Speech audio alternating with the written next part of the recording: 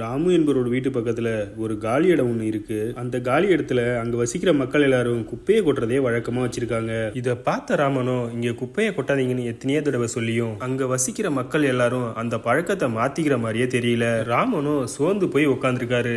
அப்போ அவர்கிட்ட டியூஷன் படிக்கிற பையன் அங்க வந்து, ஐயா ஏன் ஒரு மாதிரியா இருக்கீங்க அப்படின்னு கேக்குறான். அதை ஏன் கேக்குற ஜீவா, வீட்டுக்குள்ள போனாலே ஒரே குப்பை நாத்தம் தான் வீசுது. நானும் எத்தனையோ தடவை இங்க குப்பையை கொட்டாதீங்கன்னு சொல்லி பார்த்துட்டேன், அவங்க கேட்குற மாதிரியே தெரியல. இந்த பிரச்சனைக்கு எப்பதான் முடிவு வரும்னே தெரியல அப்படின்னு சோகமா சொல்லிட்டு போறாரு. அடுத்த நாள் எல்லாருமே குப்பையை கொட்டுறதுக்காக வராங்க. ஆனா யாருமே குப்பையை கொட்டாம எடுத்துட்டு வந்த குப்பையை திரும்பி எடுத்துட்டே போறாங்க. இத பார்த்த ராமனுக்கு ரொம்பவே ஆச்சரியமா இருந்துச்சு. அவரும் என்னன்னு போய் பாக்குறாரு. அந்த இடத்துல ஜீவா குப்பைகளை கிளீன் பண்ணி நிறைய பூச்செடிகளை நட்டு அந்த இடத்த ஒரு பூந்தோட்டம் மாதிரி மாத்திட்டான். ஜீவா ராமனை பார்த்துட்டு, ஐயா நம்ம சொல்லி அவங்க மாறாதப்ப நம்ம கொஞ்சம் மாத்திக்கலாமே அப்படின்னு சொல்றான். இதை கேட்ட ராமன், இது நமக்கு தோணாம போச்சே அப்படின்னு யோசிக்கிறாரு.